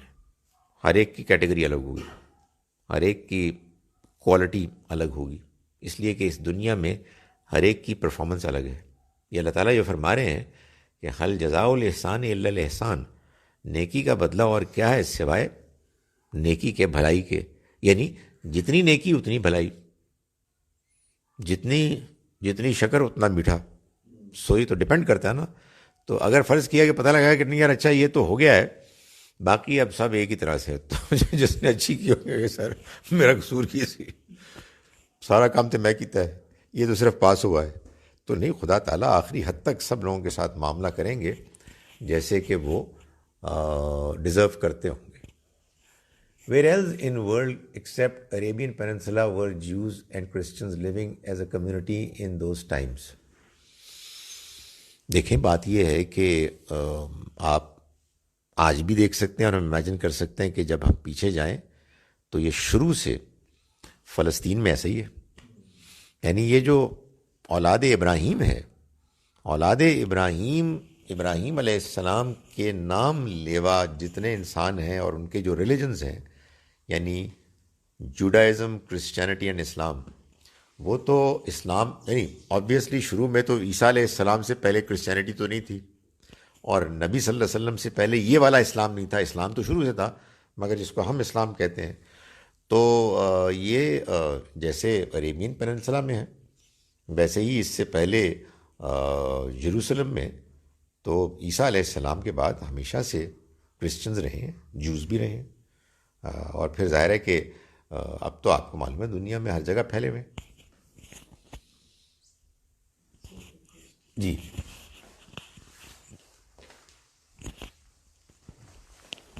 سر، یہ حضور صلی اللہ علیہ وسلم کے بعد جتنے بھی مسلمان آئے ہیں اپ ٹل دا پریزنٹ ڈے، ہم لوگ ہیں اور کل کو جتنے بھی آئیں گے، میجورٹی مسلمانوں کا یہی تھاٹ پروسیس ہے کہ واٹ ایور آل دا دین کیم فرام حضرت صلی اللہ علیہ وآلہ وسلم، and if you follow it completely you will be guided to the true Islam. But if you think about it, اور اگر آپ حضور صلی اللہ علیہ وسلم کی جو ٹیچنگز ہیں ان کو دیکھیں تو ان سے اس طرح کا میسج نہیں آتا کہ اللہ تعالیٰ حضور صلی اللہ علیہ وسلم نے بتایا ہے کہ جو حضرت آدم سے لے کے دین آ رہا ہے اس کو فالو کرو، اور قرآن پاک میں بھی یہی ہے. تو if the current Muslims follow حضور صلی اللہ علیہ وسلم ٹیچنگس اونلی، اور جس طرح اتنا اسٹرکٹلی کرتے ہیں کہ بیٹھنا بھی اٹھنا بھی اور یعنی کہ فزیکلی، تو از دیر اے چانس کہ اس سے تھوڑا سا بلکہ کافی زیادہ اسٹرکٹنیس آ جائے تھاٹ پروسیس میں اور باقی ہر چیز کو ریجیکٹ کرنا شروع کر دیں ٹو دا پوائنٹ کہ بس یہی ہے ٹھیک؟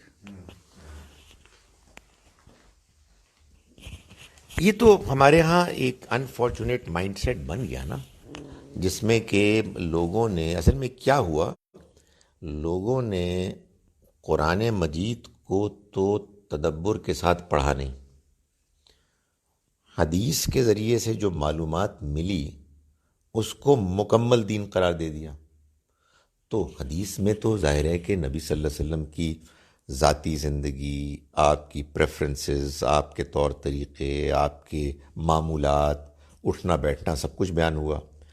ادھر کیا ہوا، لوگوں نے قرآن سے یہ بات بیان کرنی شروع کر دی کہ نبی صلی اللہ علیہ وسلم کی پوری زندگی یہ دین ہے. ہمارے ہاں آپ کو معلوم ہے کہ جو سب سے مشہور دعوت ہے جس کا نام ہی تبلیغ پر ہے، وہ بالکل ابتدا سے مراد جس کو بھی انٹروڈیوس کراتے ہیں، دعوت دیتے ہیں، اس میں پہلی بات وہ یہ کرتے ہیں کہ آپ کو معلوم ہے کہ دین اصل میں نبی صلی اللہ علیہ وسلم کے طریقوں کا نام ہے.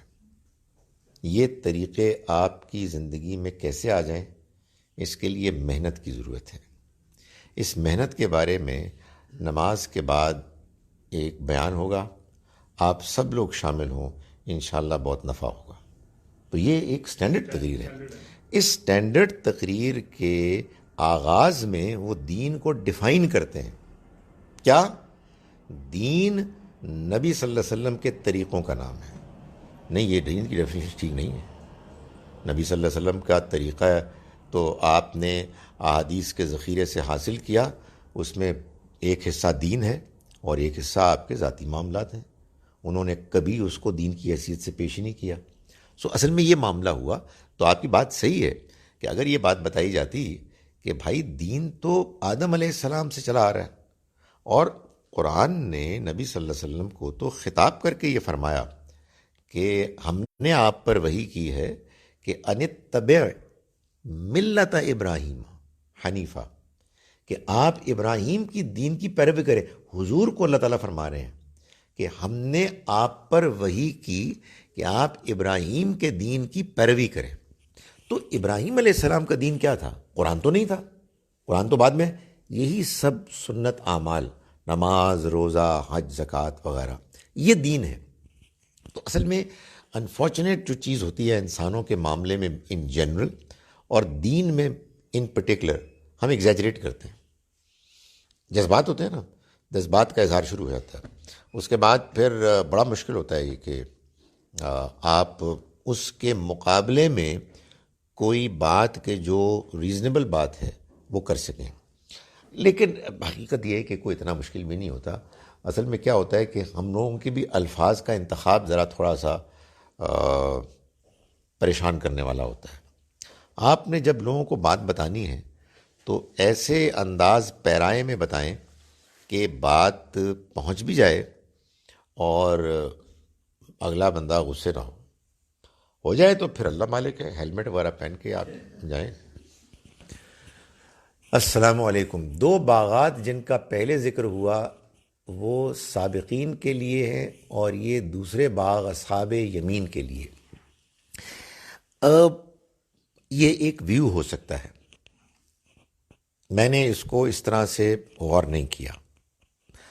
اگلی سورہ جو ہم پڑھیں گے سورہ واقعہ، اس میں اللہ تعالیٰ نے صراحت کے ساتھ بتایا ہے کہ پہلی جنت سابقین کے لیے، السابقون کے لیے ہے، اور دوسری جنت جو ہے وہ عام جنتیوں کے لیے ہے. سورہ رحمان میں یہ بتایا نہیں ہے. تو یار ہمیں خوش ہونے دیں. ایک تو خیر آدمی کو ویسے ہی السابقون کی خواہش کرنی چاہیے. ایک بزرگ خرم مراد صاحب مرحوم بڑے نیک آدمی تھے. انہوں نے ایک اپنے زندگی ہی میں ایک وصیت لکھی اپنے اولاد کے لیے، مگر وہ سبھی کے لیے تھی. تو انہوں نے ایک اس میں جملہ یہ لکھا کہ یہ بات ناممکن تو نہیں تھی کہ میں السابقون والا طریقہ اختیار کرتا، لیکن بڑی حسرت ہے کہ ہو نہیں سکا. یہ کسر نفسی تھی ان کی. لیکن اس میں کوئی شک نہیں ہے کہ ظاہر ہے کہ کچھ ایسے بھی ہوں گے، کچھ ویسے بھی ہوں گے، اور آدمی کو اسٹرائیو تو وہی کرنا چاہیے کہ آدمی بہترین مقام کو پائے. ہمارے ہاں تو بدنصیبی یہ ہے کہ لوگ اپنی خواہش کرتے ہیں، اس لیے کہ دین کا پتہ نہیں ہے نا، صحیح بات کا نہیں پتہ، تو لوگ دعاؤں میں خواہش کرتے ہیں کہ نبی صلی اللہ علیہ وسلم کی شفاعت مل جائے. تو میں لوگوں کو کہتا ہوں یار یہ کیا دعا کر رہے ہو؟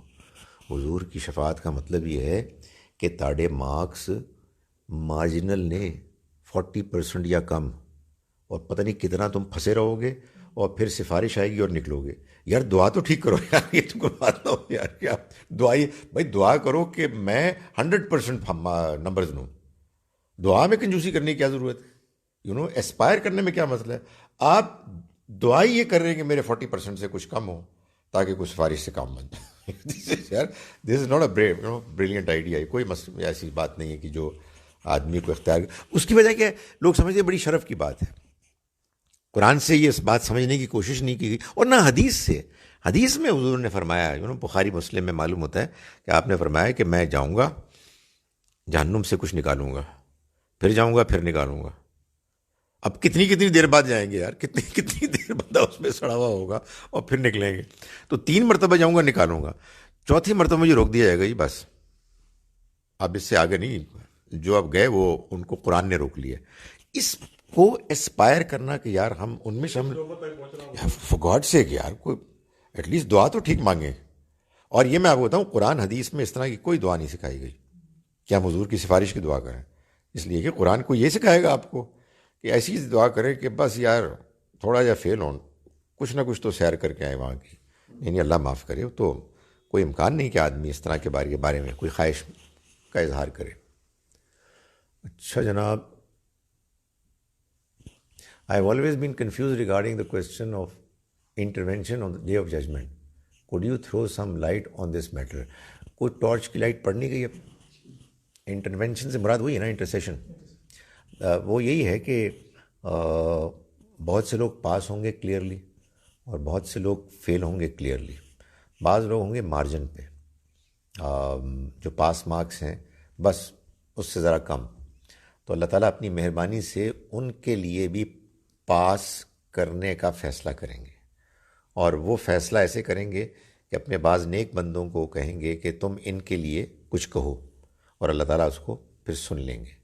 سو میں نے ابھی گزارش کی کہ اس کے لیے کوئی زیادہ خواہش مند نہیں ہونا چاہیے. How does reading and understanding the holy Quran be comforting for us in our graves? For us یعنی آپ خود جب آپ پڑھیں گے تو ظاہر ہے کہ آپ کے لیے وہ آخرت میں ایک کامیابی کا ذریعہ بنے گا. گریو میں تو دیکھیں بات یہ ہے کہ جو کچھ ہونا ہے وہ معلوم ہوتا ہے کہ 2 طرح کے گروہوں کی بات ہے کہ جو قرآن میں ہوئی ہے اور حدیث میں معلوم ہوتا ہے کہ اسی کی وضاحت ہے. ایک وہ ہیں کہ جو اس دنیا میں آؤٹ سٹینڈنگ پرفارمنس دکھانے والے نیک لوگ ہیں، جیسے اللہ کے پیغمبر ہیں، یا قرآن نے شہداء کا ذکر کیا وغیرہ وغیرہ، کہ جو اس دنیا سے رخصت ہوتے ہی کامیاب قرار دے دیے جائیں گے، یعنی ان کی کامیابی یہیں سے شروع ہو جائے گی، اور پھر ظاہر ہے کہ وہ آخرت تک چلے گی. تو جو موت کے بعد اور آخرت تک کا جو عرصہ ہے وہی ہے نا جو قبر کا عرصہ ہے، تو اس میں ان کو کامیابی ہوگی، اس میں ان کو اللہ کی نعمتیں ملیں گی. اور بعض وہ لوگ ہوں گے جو اتنے بد نصیب ہوں گے کہ جو یہیں پر ایسی پرفارمنس دکھا کے جائیں گے کہ ان کے بارے میں اللہ کی طرف سے فیصلہ آ جائے گا کہ یہ جہنمی ہے. تو وہ پھر اپنی موت کے بعد کی زندگی میں، جیسے قرآن نے بتایا ہے فرعون اور اس کے ساتھیوں کے بارے میں، کہ وہ صبح و شام وہ جگہ دکھائے جاتے ہیں جہاں ان کو قیامت کے بعد پھینک دیا جائے گا، جہنم کا وہ حصہ. تو یہ ہے کہ جس کو کہتے ہیں کہ یہ قبر کا وہ ہے معاملہ. باقی کہ کہیں ہوں گے جس کا آپ کو ہوش نہیں ہوگا، اس لیے کہ قیامت کے روز جب لوگ اٹھیں گے تو کہیں گے ہمیں کس نے ہمارے سوتے ہوئے کو اٹھا دیا. Can you please throw some light on the difference between آزمائش آف اللہ اینڈ سزا آف اللہ. اس میں میرے پاس جتنی لائٹ ہے اس میں تو میں آپ کو یہی بتا سکتا ہوں کہ دنیا میں جو کچھ بھی ہے وہ آزمائش ہے. سزا ختم ہو گئی ہے، اب وہ موت کے بعد کی زندگی میں ان لوگوں کو ملے گی جن کا حساب کتاب ہوگا. سزا جس کو آپ کہتے ہیں اس کے لیے ضروری ہے کہ پہلے آپ کے اوپر کلیئرلی ورڈکٹ پروناؤنس کیا جائے. وہ اب نہیں ہو سکتا، اس لیے کہ وہ رسولوں کے آنے کے بعد ہی ہوتا ہے. اب کوئی رسول نبی نہیں آئے گا، اس لیے اب جو کچھ بھی ہے آزمائش ہے. آزمائش کا ایک حصہ وہ ہوتا ہے کہ جس کو اللہ تعالیٰ کی طرف سے آپ کہہ سکتے ہیں جھنجھوڑنا ہے، جگانا ہے سوتوں کو. آدمی ذرا ہو جاتا ہے کمپلیسنٹ ہو جاتا ہے، بھول جاتا ہے. تو بعض اوقات آدمی کو کوئی بیماری، کوئی تکلیف، کوئی نقصان وغیرہ وغیرہ، یہ اس کو جگانے کا ذریعہ بنتا ہے. اس کو عذاب نہیں کہہ سکتے، یہ تو بس اللہ کی طرف سے ایک طریقہ ہے آزمائش میں مبتلا کرنے کا کہ انسان جاگ جائے. یہ انسان ہماری بڑی بدنصیبی ہے کہ ہم اچھے حالات کو آزمائش نہیں سمجھتے، صرف سختی کے حالات کو آزمائش سمجھتے ہیں. وہ بڑی آزمائش ہے. اللہ تعالیٰ تو ہمیشہ کہتے ہیں یہ آزمائش ہے، دونوں آزمائشیں ہیں. لیکن ہم نے یہ سمجھا ہوا ہے کہ جو آزمائش ہے نا وہ ہے کہ جس میں آدمی کو کوئی پریشانی تکلیف ہو. باقی اچھے حالات میں تو انجوائمنٹ ہے، کوئی آزمائش نہیں. اچھا جناب، would you please correct me that I don't recite Quran without translation, but people still say that you get reward even if you read it without. دیکھیں ریوارڈ ملے گا یا نہیں ملے گا اس کا فیصلہ تو اللہ ہی کریں گے. ہم تو صرف وہ بات کر سکتے ہیں جو اللہ تعالیٰ نے بتائی ہے، اور اللہ نے یہ بتایا کہ قرآن ہدایت کے لیے آیا ہے. اور تلاوت کا بھی جہاں ذکر ہے وہاں بھی یہی بتایا گیا ہے کہ وہ تلاوت کرتے ہیں جیسے کہ اس کی تلاوت کرنے کا حق ہے، یعنی سمجھ کے تلاوت کرتے ہیں.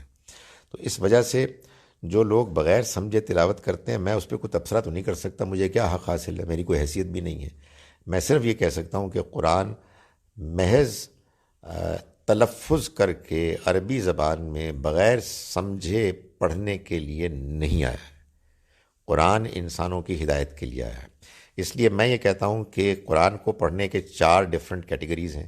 ایک یہ کہ آپ صرف عربی میں پڑھیں اور آپ کو عربی آتی ہو، یہ بیسٹ تلاوت ہے. اس کے بعد سیکنڈ بیسٹ یہ ہے کہ آپ اس کو پڑھیں عربی میں بھی اور ترجمہ بھی. 10 منٹ ہیں تو آپ ایک آیت عربی میں پڑھیں، پھر اس کا ترجمہ پڑھیں، اور پھر عربی میں پڑھیں، پھر ترجمہ پڑھیں. تھرڈ بیسٹ یہ ہے کہ آپ صرف ترجمہ پڑھیں، اور فورتھ بیسٹ یہ ہے کہ آپ صرف عربی پڑھیں بغیر سمجھے. تو میں اس کو ایسے سمجھتا ہوں. Should ordinary person try to demonstrate Quran, تشریح قرآن. آرڈنری پرسن سے کیا مراد ہے، اور ایکسٹرا آرڈنری کون لوگ ہوتے ہیں؟ یعنی جو قرآن مجید کو سمجھتا ہے، ظاہر ہے کہ کسی اسکالر کی سپرویژن میں. جب آپ کوئی تفسیر پڑھ کے سناتے ہیں تو وہ بھی اصل میں آدمی اس اسکالر کی سپرویژن میں پڑھا رہا ہے کہ جس نے تفسیر لکھی ہے. تو آبویسلی ہر فن میں آپ کے استاد ہوتے ہیں، تو دین میں بھی ایسا ہی ہوگا. اپنی طرف سے تو آدمی انٹ سنٹ نہیں بیان کر سکتا نا. تو آپ کا پیچھے سے کوئی بیک گراؤنڈ ہوگا, آپ کسی اسکالر کو آپ جانتے ہیں, آپ ان سے پڑھے ہوئے ہیں, آپ ان کی بات کو سمجھ کر بیان کر رہے ہیں. وہ یہ بھی ہو جاتا ہے بعض اوقات کہ پھر کچھ چیزیں آپ کو بھی ایک آدھ اسی دوران میں سمجھ میں آ جاتی ہیں. تو ایسا ہی ہے, لیکن ایسا نہیں ہے کہ یہ بس آخری سوال ہے. آخری سوال یہ ہے کہ داڑھی کتنی بڑی رکھنی چاہیے, اس کے بارے میں کیا حکم ہے؟ میری اس میں آرڈنری انڈرسٹینڈنگ یہ ہے کہ اس کے بارے میں کوئی حکم نہیں ہے. بہت اچھی بات ہے اگر کوئی داڑھی رکھنا چاہتا ہے, ظاہر ہے کہ نبی صلی اللہ علیہ وسلم کی محبت میں آدمی رکھ لے. اگر یہ بات معلوم ہوتی, مشہور ہوتی کہ داڑھی کتنی لمبی رکھنی چاہیے, تو آپ مجھ سے سوال ہی نہ کر رہے ہوتے, پھر تو معلوم ہوتی. آپ نے کبھی مجھ سے سوال کیا ہے کہ مغرب کی رکعتیں کتنی ہیں؟ جس بات کو اللہ میاں بتانا چاہتے ہیں تو اس بات کا ایسا اعلان کرتے ہیں کہ لاؤڈ سپیکر بھی کیا اعلان کرے گا. لیکن جس بات کو خدا تعالیٰ نے خود بیان ہی نہیں کیا ہے اور اس کو کوئی اس کے بارے میں حکم ہی نہیں دیا ہے, اس کے بارے میں خواہ مخواہ اپنے آپ کو اس طرح کی مشکلات میں مبتلا نہیں کرنا چاہیے. اقول قولی ھذا واستغفر